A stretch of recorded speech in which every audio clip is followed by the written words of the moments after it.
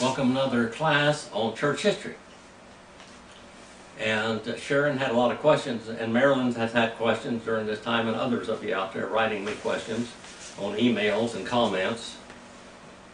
I'm going to go back just a little bit in church history, and we're going to talk about something. We're talking about America, Baptists in America.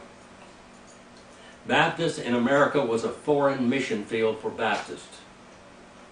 Say this again, Baptists in America was a foreign mission field in Baptist history. If you go back over here, you'll look out the Paulicians, here we have the Dark Ages, we have the Paulicians, we have the Arnoldists, we have the Albigenses. These are all Baptists. And we have the Henricians and the Waldenses. We have Germany, we have England, Wales, we have Italy, France, we have Poland, Alps, and Germany, and France, and Russia, and Cuba, over here in the 1800s. And now let's go back over here for a little bit. Now, all the way back to the time that a man by the name of Constantine went into Asia Minor, into Turkey, and took a whole Bible with him. And he preached the whole Bible over there. They only had limited pieces of the Bible, but they called, after these churches were founded, they called them Paulicians, because they had all the writings of Paul.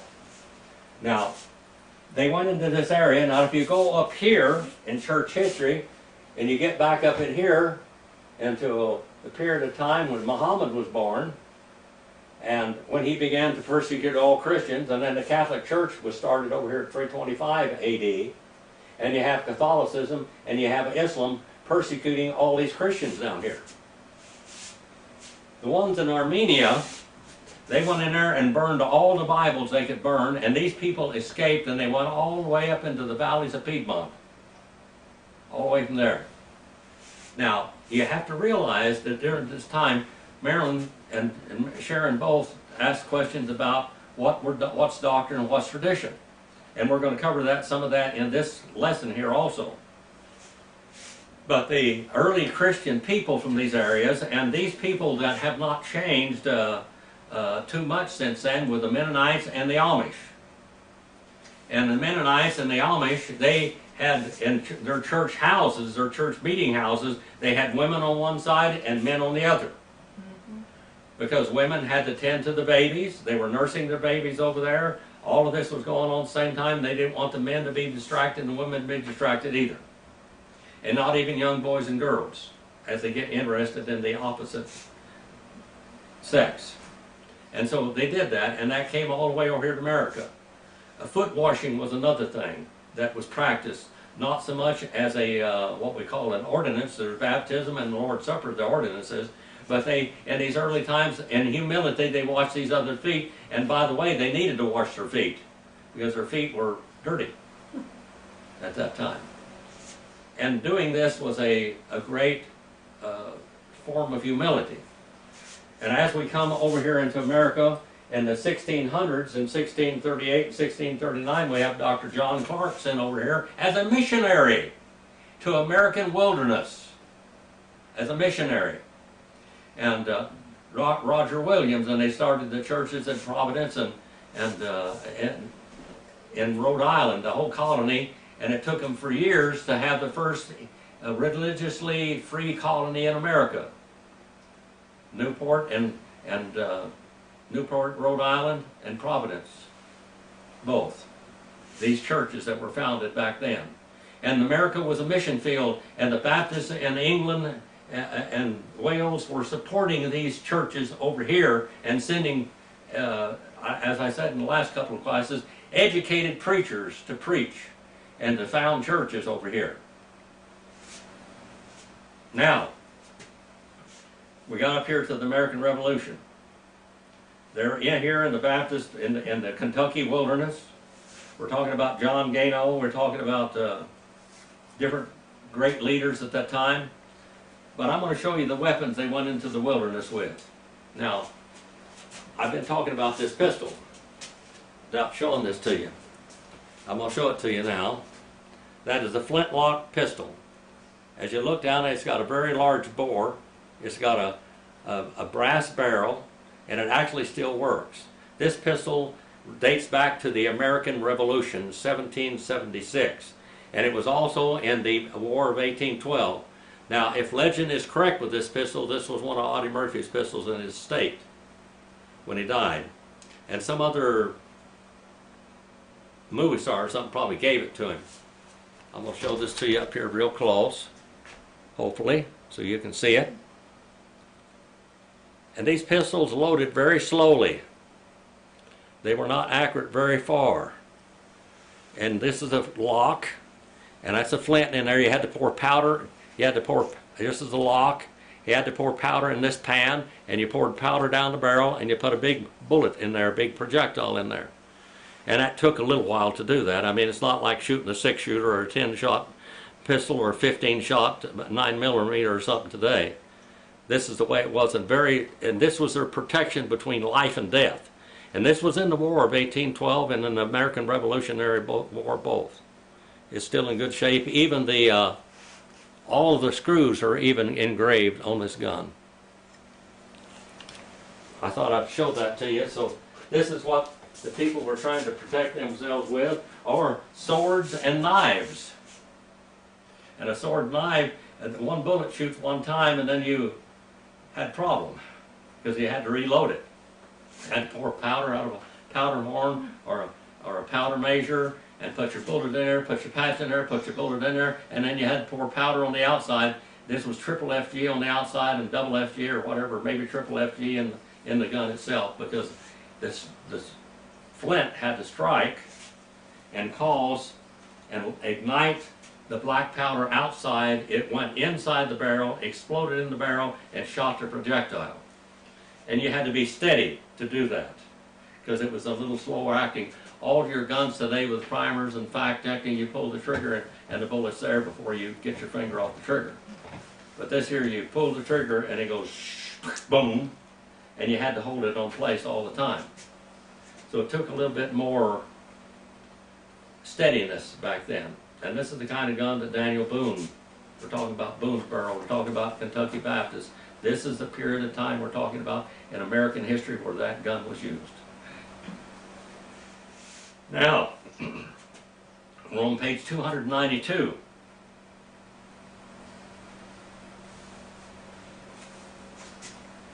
We're down to that page on 292. There were first 25 Baptist preachers who settled in Kentucky. 20 are known to have been separate Baptists in Virginia and North Carolina, and the other 5, Joseph Arnott, is known as been regular Baptists.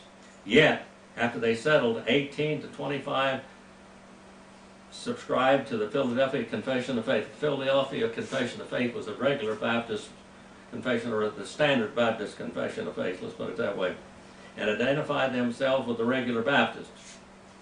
The separate Baptists organized most of their church on the south side of the Kentucky River and constituted the previous year in 1786. That's the time when this pistol was their mode of protection and their mode of life and death, and even eating. They'd kill a deer with that, or try to kill a bear with it, or whatever.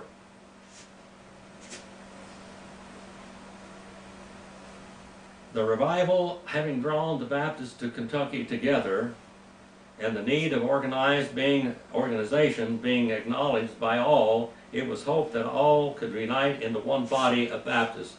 Separate, united would become separate, and regular Baptists would become United Baptists or Unity Baptists.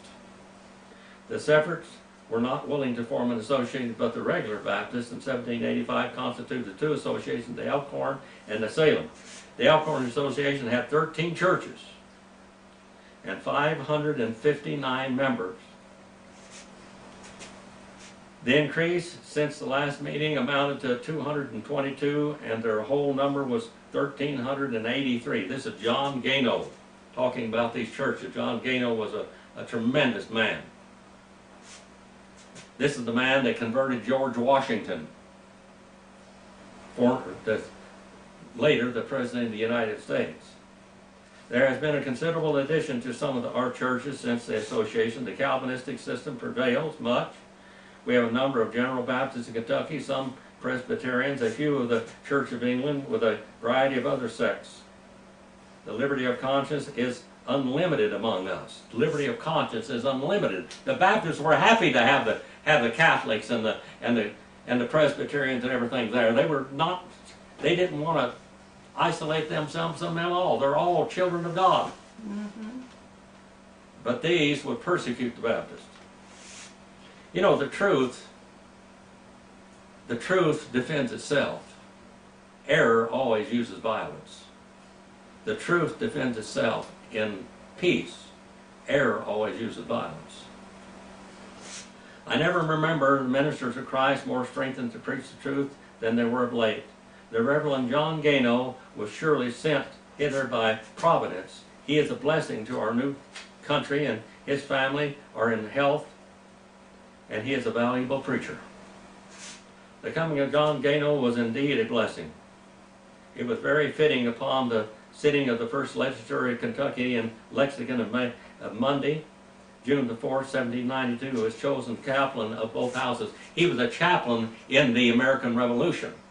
And this is how he converted and baptized President Washington, or General Washington at that time. The history of the organization of the South Association of the Separate Baptists is involved in the security. It would appear that a preliminary meeting was held in October 1787, and May in 1788 the organization was completed. They adopted no articles of faith, only the Bible. They hold to general provision, correspondence only with the general committee by letter, and sometimes delegates. Their annual meeting is held on the second Thursday in October, and besides this, they have two occasional associations in May and August, and they are held for 3 days. In 1792, they reaffirmed the principles as follows. What was the Separate Baptist first constituted upon in Kentucky? How did we become united with the Baptists of Virginia called United Baptists? Answer. On a letter to the Committee of Baptists in Virginia in Richmond written to us in Kentucky bearing the date October the 7th, 1788 from under the signature of Reuben Ford and William Weber. Did these terms oblige us to receive any part of the Philadelphia Confession of Faith? They said, did they force us to sign the Confession of Faith? They said, no. Do we agree to abide by the Constitution in terms of union with the United Baptists of Virginia? And they said, yes, we do. The South Kentucky Association decided against all creeds. They accepted the Bible alone as their confession of faith. They decided in favor of foot washing. This is another thing in difference, foot washing. And basically your Free Will Baptist foot washing is an ordinance today. But really the Free Will Baptists are not Baptists because they're totally Armenian. They declared that they thought that all ministerial difficulties should be settled by a company of ministers. And they decided that their ministers should preach sound doctrine, that they could be examined by other ministers if there is any doubt to this. And the union between these two parties was not effected till the year 1801. They did not unite.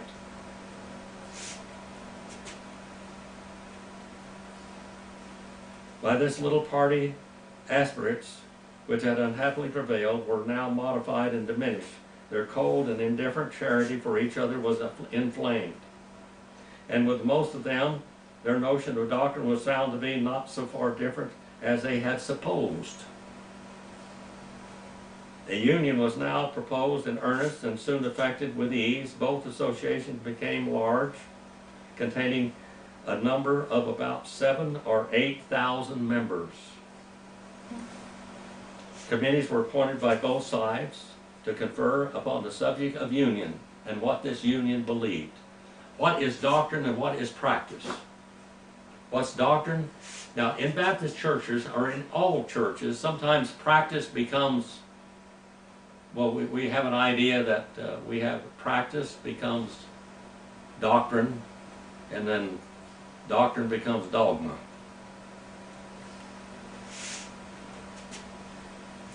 After a mature deliberation, they agreed upon the following terms. That the scriptures of the Old and New Testament are infallible Word of God and the only rule of faith and practice. Not the dogmas of the Catholic Church or the Lutheran or the Presbyterians or the Church of England. That there was only one true God in the Godhead, divine essence. There are the Father, Son, and the Holy Spirit. That by nature we are fallen and depraved creatures. We must agree on that.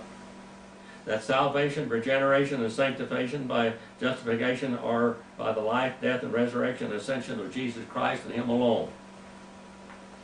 That saints will preserve through grace to glory.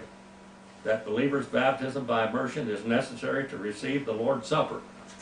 That makes you a church member. You can't be a church member until you're baptized. That the salvation of the righteous and the punishment of the wicked will be eternal. That it is the duty to be tender and affectionate to one another, to study the happiness of the children of God in general, and to be engaged singularly to promote the honor of God. That preaching Christ, taste of death for every man, shall be no bar to communion. No bar to communion. That each church may keep in their associations and church government as they may seem best. Now, preaching Christ, taste of death for every man shall be no bar from communion. Limited atonement is what it's talking about. That in this union of these churches, some believed in the universal atonement, that Jesus Christ died for every man's sins, but that those men were accountable to God to respond to it. And without the response, Jesus Christ died universally for all mankind. Mm-hmm. But it is only efficacious to those that believe. Mm-hmm. As simple as that. He died for all mankind, but it's only efficacious to those that believe. Jesus Christ died for every man. No man goes to hell because Jesus didn't die for him. And this does away with the idea that God created mankind, the elect and the damned. God did not create the elect and the damned. The damned damn themselves. Mm-hmm. The provision of salvation is to all mankind. As even John Calvin stated later on his commentary on 1 John 2:2, that the door of grace was open to all mankind, not just the elect. Yeah. That the preaching Christ, taste of death for every man should be no bar of communion, that each church may keep up their association in church government as they seem necessary and best, that a free correspondence and communion be kept between the churches, thus unified. And these men that signed this were Ambrose Dudley, John Price, Joseph Redding, Robert Elkin, David Ramsey, Don Thomas J. Chilton, Moses Bledsoe, and Samuel Johnson. Thus the names regular and separate no longer used, and the name assumed was that of United Baptist. A harsh note of discord was heard just as the sweet melody of revival and brotherly love began to substitute before they had ceased. It originated in the Copper Run Church, Bourbon County, near the present site of Paris. This was an old church, an honored church, having been constituted in 1787, and was probably gathered by Augustine Easton and James Garrard. The church had been organized in the midst of privations and dangers and contemplation, of which still chills the blood. The following incident is recorded of the church. On the night of the 11th of April, 9 months after the establishment of the church, a widow named Shanks, a member of the Copper Run Church, lived in a lonely cabin in a lonely part of the county. 2 sons and a widowed daughter, with an infant at her breast, and 3 unmarried daughters, composed a pious but bereaved family. At midnight, hurried steps were heard outside, succeeded by sudden knocks at the door, and accompanied with unusual exclamation, "Who keeps this house here?" The lady at once recognized the Indian's accent, and springing from her bed, waked her sons. Efforts were made to force the door, but the discharge of the young man's rifles obliged the Indians to shift the attack to a less exposed point. The 3 girls were in another part of the humble cabin. The door was discovered, and discovered and soon forced from its engine, and the oldest daughter tomahawked to death. The second made a prisoner, and whilst the youngest fled into the confusion and ran around the cabin wringing her hands with imploring cries. The mother and brothers were within, heard her cries, and would have attempted to save her, but a scream, a moan, and all was silent, and they knew that she had fallen under the hatchet of the merciless foe. Soon the other end of the cabin was in flames. Rapidly they spread, revealing to the helpless inmates the smile of triumph and the dark intentions of the murderers. All was lost. A brief prayer went up from the aged widow, expressing her trust in him in whom her spirit had soon to return. They unbarred the door, and as she reached the stile, amid the bright blaze and the burning cabinet, she fell dead. The youngest son defended his endeared sister and babe, and they escaped while his corpse lay beside that of his mother. And the older brother, wounded and bleeding, after displaying the most intrepid valor, had also escaped. These three survivors, and the five who fell, were members of the Copper Run Church. Times were hard. They had just unified the Baptist into United Baptist, and now this happens. It was such a church as this, honored by martyrs and having highly intellectual membership, that the trouble began. Gerard was elected governor of Kentucky.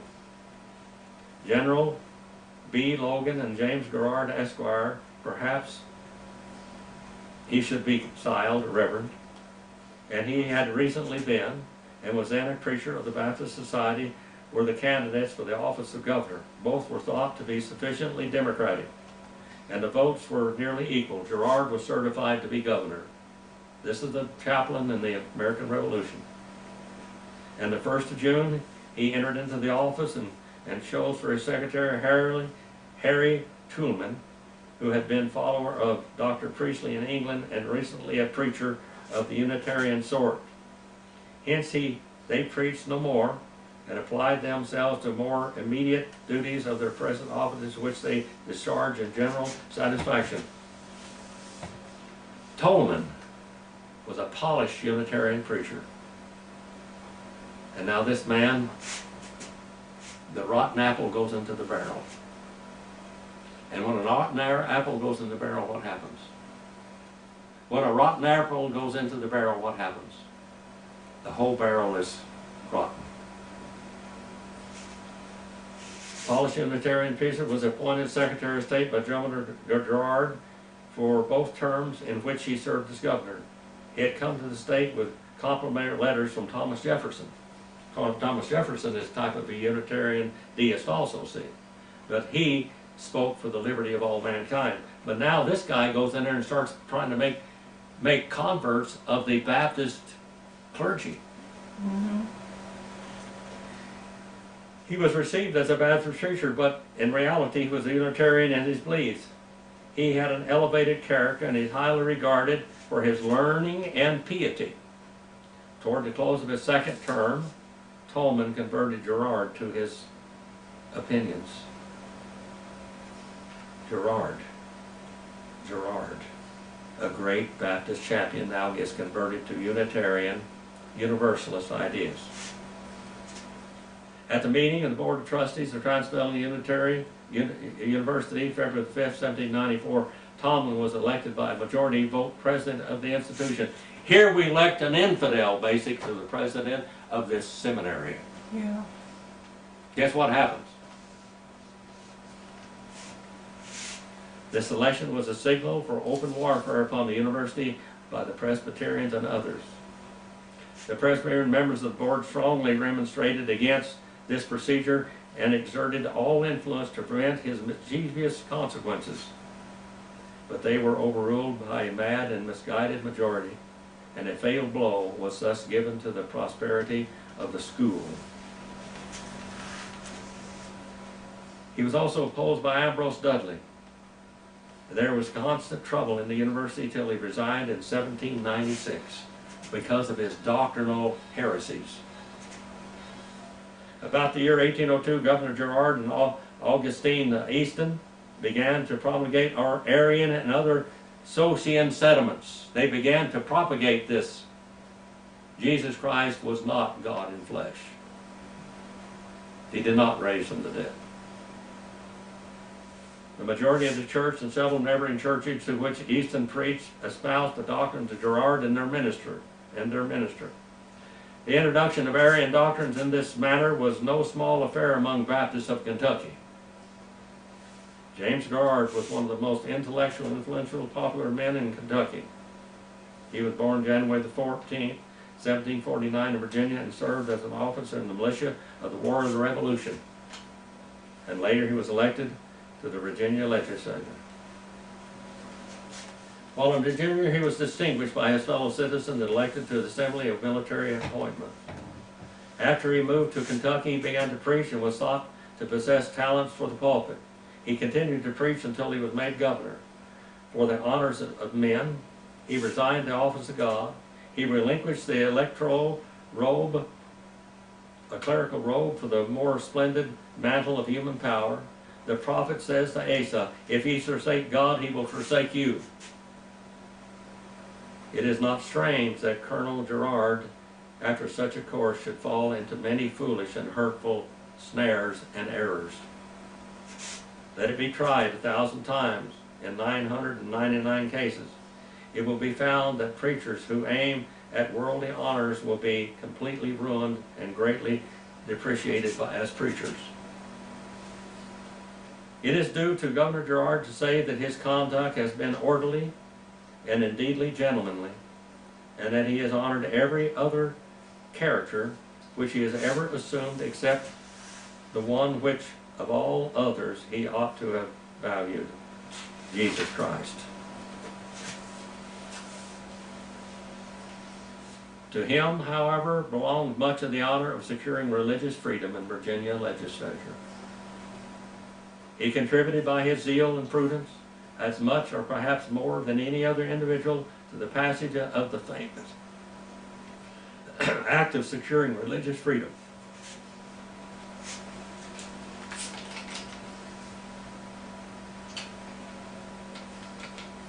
Had to get a drink. He was an early immigrant to Kentucky, was exposed to all the perils and dangers incident to the settlement and the occupation of the country. He was repeatedly called by the voice of his fellow citizens to represent their interests in the state. And finally, by 2 successive elections, he was elected to the Chief Magistrate of the Commonwealth, a trust for 8 years he discharged with wisdom, prudence, and vigor. As a man, Governor Gerard had few equals. And in various scenes, different stations of life, he acted with firmness, prudence, and decision. At an early age, he embraced and professed the religion of Christ, giving it to his life the preference over all sublunary things. In the private circle, he was a man of great practical ruthlessness, discharged with fidelity and tenderness in the social and relatively duties of husband, parent, neighbor, and master. He died on the 19th of January at his residence in Mount Lebanon in Bourbon County in the 74th year of his age. For 10 years he served the Elkhorn Association as moderator. He was not a ready speaker. He was not a ready public speaker, but he never declined to address his fellow men on the subject of religion. The defection of such a man was of no small moment. Augustine Easton was likewise a man of note. He was the only pastor Copper Run Church had ever had. He came from Buchan County, Virginia, and for a time he was a Chesterfield jail for his religious convictions. He was put in jail for his religious convictions. But he was unstable in his ways, simple says of him.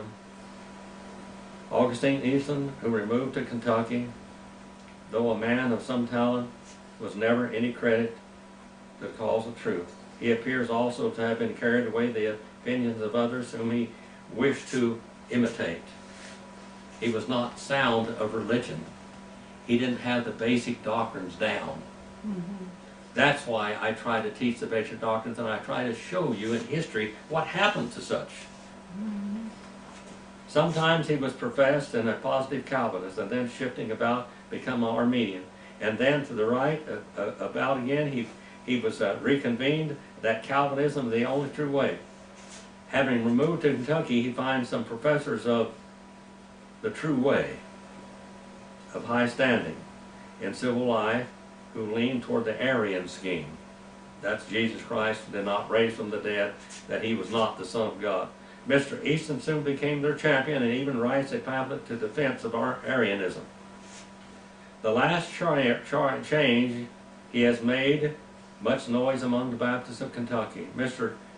Easton's moral character has not been impeached.